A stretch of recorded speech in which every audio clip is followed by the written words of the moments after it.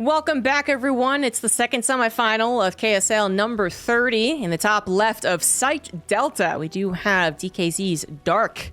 And in the bottom right, still teamless, it is GuMiHo. Might be a familiar matchup if you watched the last week's KSL, because, well, the Korean StarCraft scene basically is a lot of the same players playing each other. There's always some brutal honesty when I cast the Korean side of things, but I still freaking love it because these guys, many of them still do represent the absolute best StarCraft players in the world. And then if they don't do that necessarily, they absolutely still represent a very high skill level, and then some of them are very interesting to watch, and GuMiHo is certainly one of those. He theoretically can be one of the best in the world. His performance at Yangshiping was really cool, but isn't as reliably as, Dark, right? But his playstyles, super cool. So in this case, we have GuMiHo going for a 3 racks, really all in. We call it a cheese, but it's very dedicated when it's a third racks. Dark is not going to be expecting this. It's pretty far away, so the Overlord, even if it was on the right path, can take a little while. It would see pretty clearly it's a 3 racks. GuMiHo's not trying to hide this third barracks anywhere else. It's really just about the run and gun. It's about trying to get this done. You either win or you don't. Now, this has not been really changed in the new patch, at least intentionally. There is an unintentional nerf to Zerg when it comes to defending against the proxy racks, which I actually didn't expect to talk about, but here we are. So the broodlings that pop out of killed Zerg buildings are supposed to be different than the broodlings that pop out of broodlords. However, they didn't fix it. So the broodlord broodlings have been nerfed for like a couple of different things, which I probably should bring up, but they've been nerfed, and then the broodlings that pop out of potentially a dead hatchery are also nerfed. Now, this only matters if this hatchery dies and Dark tries to use the broodlings to then defend. If he defends prior to that, then who cares? The bunker number 1 is already done. Bunker number 2 also has to be canceled, and that creep is getting farther and farther out here. That's a bit of a problem. I guess that was technically buffed a patch ago. 2 Marines do get locked in. Last Marine still trying to skirt around the drones, but the SCVs are also going down, and this could still be a problem. GuMiHo not able to get a bunker up is really worse for wear here. That creep is covering all potential bunker options, and with the ramp further covering bunker options, you can't even do some type of fall back bunker. Hardly useful to put one down here. Now, at this point, a 3 racks would have to just all in, is usually what would have to happen here. That was a complete failure, really. 3 drones and lost mining time is not worth what happened there. I guess technically a 4th for the spine crawler, but that just means that there's further guaranteed defense of any potential follow-up. The Overlord was scouting, of course, that it was a 3 racks. It just scouted that 3rd racks lifted and the Marines are going home before it died. It could basically tell that. And then these Lings are going to get that further confirmation. So now Dark knows that his opponent has abandoned ship on this very dedicated 3 racks. And even though GuMiHo has a chance of winning this game still, theoretically, it is a very, very low chance. Dark has so much time to recover the drones that he lost, the mining time that he lost, the Overlord that he lost, and then fit in an army right before GuMiHo is ready to go. The only way that GuMiHo wins from here on out is that he surprises his opponent.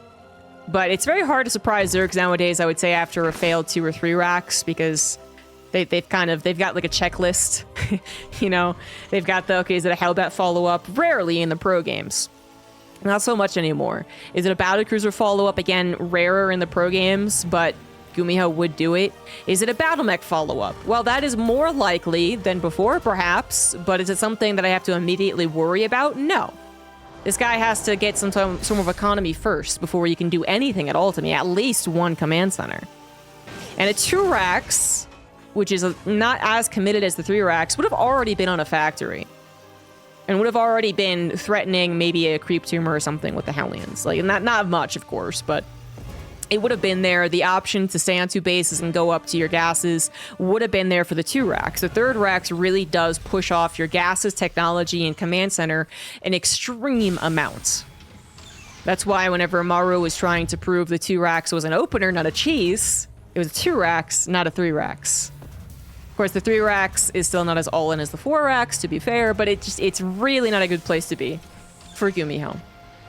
who does manage to get his natural up, you know, as fast as you would hope. Third CC is finished. Starport's on the way. Factory's got a tech lab. I'm not sure what his intentions are. Right now, he is also trying to recover his opener. That Dark can do so in a better way. I mean, I'm even surprised that Dark did bust out the lings that he has, but I suppose his scouting really has been quite limited. He has no idea, other than the lack of gas for a little while, what his opponent could be following up with. For all he knew, these barracks are just pumping out Marines, and 40 of them are about to show up. Stimless, but something that he technically has to worry about. Now this ling will see that there's really not that many Marines on the front, but again, what if they're just hiding in the back? There's no guarantee. There's actually no guarantee that a 4th barracks wasn't the first thing built with a tech lab building stim from the first 100 gas. It's probably not the case, but you got to be careful.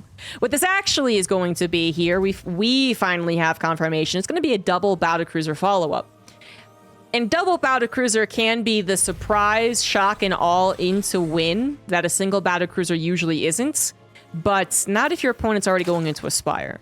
It seems like Dark has said the worst possible thing for me at this point might just be battlecruisers. And it's GuMiHo, so battlecruisers are more likely, even though I technically saw Stim researching. Battlecruisers are still probable. And he's right about that. Yeah, because there's really no other reason for Zerg players to go into a Spire this quickly, or really at all in today's meta. Spire play is not that popular. Even against, if you were expecting mech, it's not popular. Especially because the Cyclone can pop out. So I do assume that it's Dark knowing GuMiHo. And it's a good thing that he does, because 2 battlecruisers, like I said, especially with Yamato, they can overwhelm. Oh, we had to cancel and the restart on the stim to fake out the lings. Nice. But they can snowball. 1 battlecruiser hardly ever does. The queen numbers can eventually calm things down and recover. But 2 battlecruisers, a total and complete surprise, they could win. If there's no Spire. I mean, hell, there's not even Spore Crawler, so they absolutely could win if there wasn't a Spire. Absolutely. There's a Spire on the way. Dark is gonna... Oh, okay, it was from Mutas. Well, either way, the point is that you have an option to build Corruptors. I mean, blind Corruptors would have been crazy, just to be clear. I just thought he was gonna hold on to the Spire a little bit longer until he could get an actual Scout, because he has the ability to make an Overseer. So I'm a little surprised he hasn't. But anyway... The battlecruisers just teleported, but I have no idea as to where. Where the freak did they teleport? Am I crazy?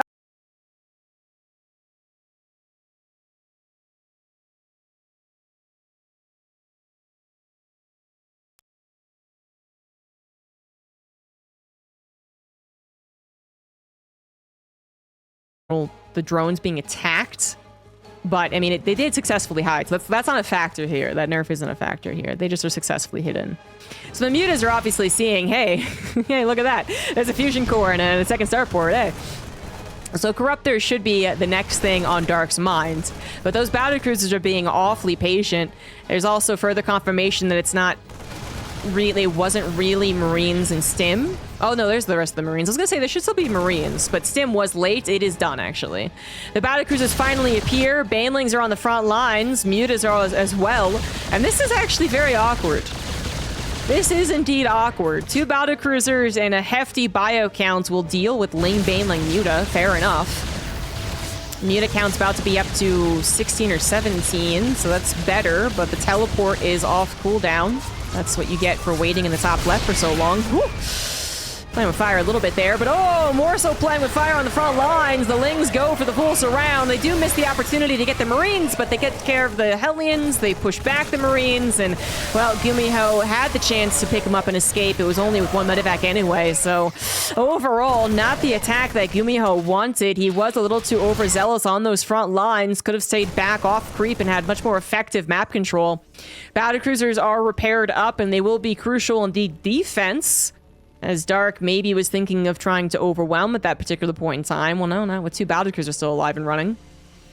But GuMiHo did not get the army out in the map like he was hoping he would. That was all before combat shields as well. There was a lot of reasons why GuMiHo probably wasn't even meaning to step onto creep. And if he was, it was because he figured Dark's Ling Baneling would not be so courageous. Would not be so bold. But Dark's pretty bold. Oh, and he got Burrow super quickly. Wow. Dark kind of just choosing to bring back an old style of play, which I freaking love. I predict that Spire being a, counter battlecruiser GuMiHo thing because very few Zerg players opt for mutas nowadays. But if mutas are going to make a comeback, I'm all for it. I hate when they get to the 30 muta count, but I love up until that point. Then it's fun. Oh, the 4th command center was killed that time. GuMiHo not able to afford such a humongous loss. He's trying to do what he can to get something on the map. A couple of Hellions darted around, but now it's all dark. 2 more battlecruisers? That is an interesting response, but I guess... You know what I'd really like is 4 Liberators, not 4 battlecruisers. 2 battlecruisers for the opener, though, so of course you give that, but... Starport, are you gonna go down? Is it really gonna go down? Is it actually gonna die? Is it actually gonna die? I think it might actually die. It does die. I would say that is worth the cost of the mutas that were killed. I think that was at least 4, right, with all the Amatos. Because the cost is worse for the mutas, 100 for the muta after all. But I would say the delay on production and the further, no longer being able to rely on battlecruiser building, which I don't know if GuMiHo was intending to, but now Dark knows he can't, I think is actually kind of worth.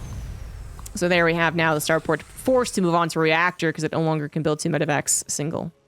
Those banelings have been waiting, but they're not going to be used. Never mind. I think a muta died there. Actually, 12 mutas in total have gone down. So that is a pretty hefty price, but Dark is rich. Dark was on 4 bases, 81 drones, well, 5 bases, sorry, which you probably can still go up higher. You could probably go to 90. With Ling Baneling Muta, that's not at all uncalled for. But it's still a hefty economy and a lot of Ling Baneling. What am I not really getting a lot of effectiveness right there? Tank also not really helping. There's a better shot on that one. And the battlecruisers are being microed as well. A little bit of SimCity to help out too. And it looks like this will eventually be a hold. Eventually. I don't know. Okay, maybe not. A lot of the Marines are dead. The Banelings finally hitting the target. The SCV line now decimated. And that is absolutely not a hold at all. It just took an extra 4 seconds for the actual carnage to happen. And the battlecruisers couldn't save the day. And Dark, I think, was going to win anyway, just to be clear. That might have been a hold for the time being. Although it clearly wasn't. But it was an ultimately dead GuMiHo, for sure. But he did die right then and there. Dark with a commanding game number 1, starting with the 3 racks defense. That really put GuMiHo into a desperate position. Let's see what game number 2 looks like. Game 2 will be on Oceanborn. In the top left, it is Dark. In the bottom right, it is GuMiHo. GuMiHo trying to go for a little bit of razzle-dazzle cheese to start off the series. Pretty much a complete failure. Pretty much.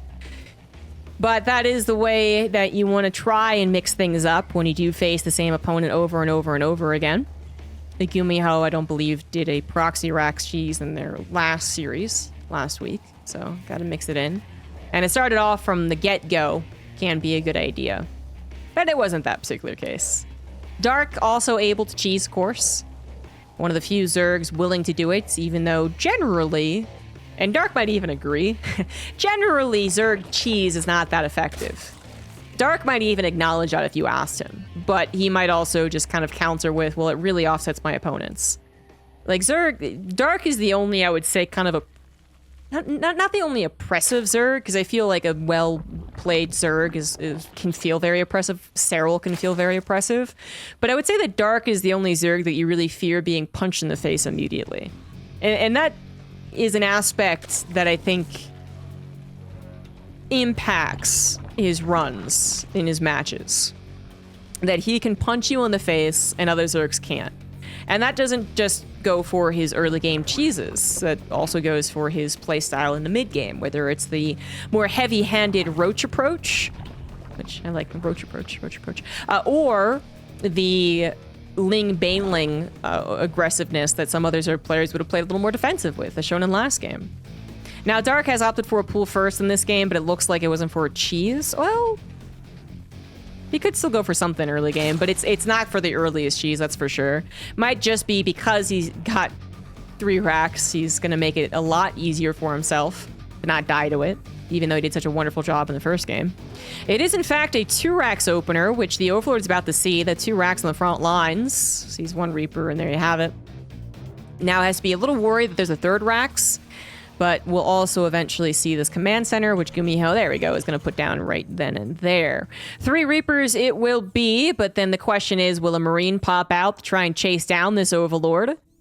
There is an Overlord pillar So I don't think that would be worth it. A 4th Reaper is on the way? Interesting. Usually it is 3. First Reaper is not going to do much at any time. Dark realizing his 6 Lings playing off to the side aren't going to be useful against this particular opener.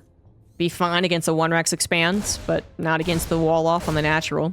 So they do go home, they try their best to defend, but yes, speedless, they're not particularly helpful. They do kind of come in as a surprise, so that's something, but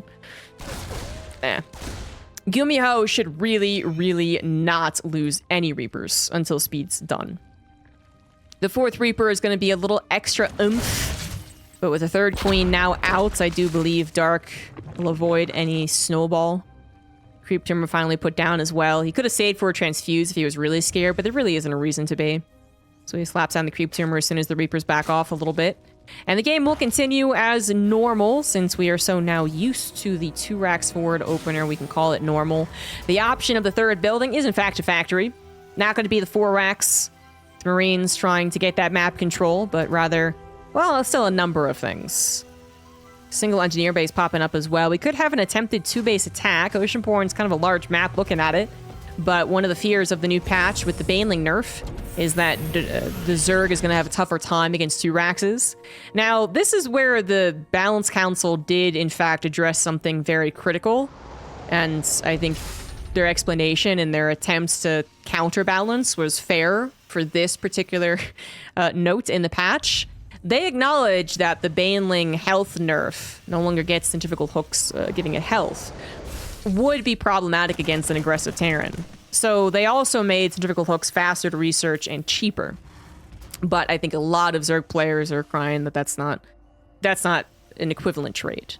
That it's still going to be very difficult for them to hold against particularly 2 Raxes. But the council did actually address that issue, and we're going to have to wait and see whether or not that is enough. But another thing that's going to play into whether that is good is, 1, if the Zerg player even goes for Ling Baneling, which in this case Dark is not, or that 2, the maps. Are they really going to be conducive to a 2-base Terran attack? If your rush distance is 50 seconds, which no map is that wide, but just as an example, are you really ever going to be aggressive? Probably not. But if the rush distance is 29 seconds, which has been... couple of map pools have had one very, very short, then maybe it is worth it. But then maybe it's this wide open map with absolutely 0 cliffs, so it's not worth it.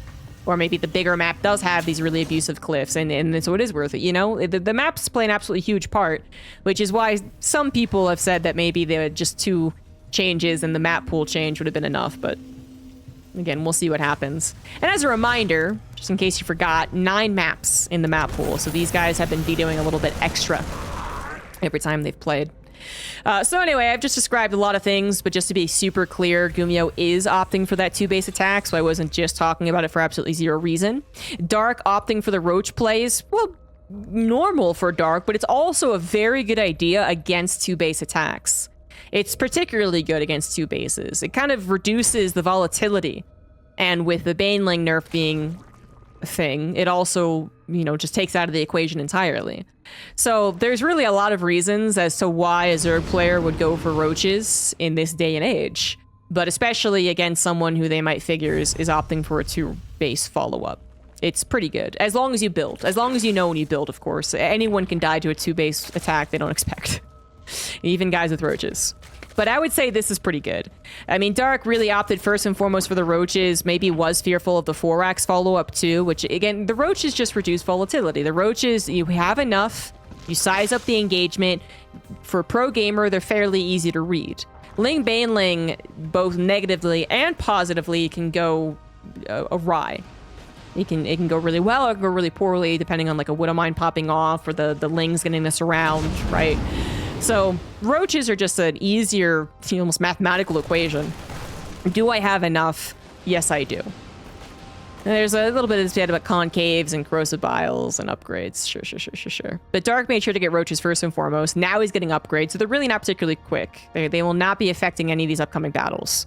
He's also getting an infestation pit. Now, Dark was already someone who did this, which I loved about him, but especially now with the infestors no longer needing pathogen glands to have the fungal right off the bat, this is an excellent maneuver, especially when it comes to slowing things down. They aren't going to be out here. GuMiHo's already in the attack, but eventually they will pop and they'll at least threaten any of these big balls of Marines.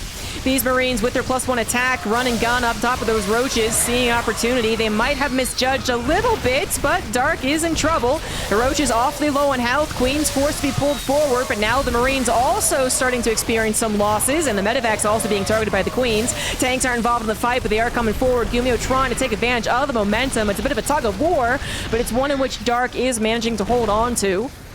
Gets that bigger concave set up as well. More roaches popping. Lings as well can come on the backside of the tanks. It's always a good maneuver, and he might be able to buy time for his 1-1. Now, he did reach the infestation pit, which is not helpful. He also reached to a Hydralisk den, which is not helpful. So these are things impacting his ability to defend. But it looks like, despite that, he is managing to build a fearsome army himself. 4th base under fire, but that's not the real loss here. 1 tank is on siege, but Dark is choosing this time to collapse. It was 4 tanks in total. It seems like maybe the Roach Ravager is going to be good enough no matter what, and in fact, it absolutely was. GuMiHo tapping out before the final moment of the fight. Dark with a quick and easy 2-0 will in fact move on to face Hero. The most played matchup ever, I think. I have no proof on that, but I'm pretty sure it is. It is crazy how many times those guys play against each other. But they are the arguably best of their races in the scene. And for some reason, you know, the Terrans can't seem to take them out reliably enough. Because Maru doesn't play, I guess. It's only Cure. I don't know. But thankfully, they are some fun players to watch. And they always give us a good old razzle-dazzle. Best of 3 or best of 5. Which is what we're going to be seeing. So that will be coming up on the YouTube channel eventually. Thanks once again for watching, everyone. Please like, subscribe, follow, and make sure you're supporting the Korean StarCraft League if you love these VODs. I myself do so to get the replays. You can as well. You can also just support the Korean StarCraft scene by supporting Korean StarCraft League on Patreon. So that'll be it. Cheers, everyone. Have a good rest of your day. Bye-bye.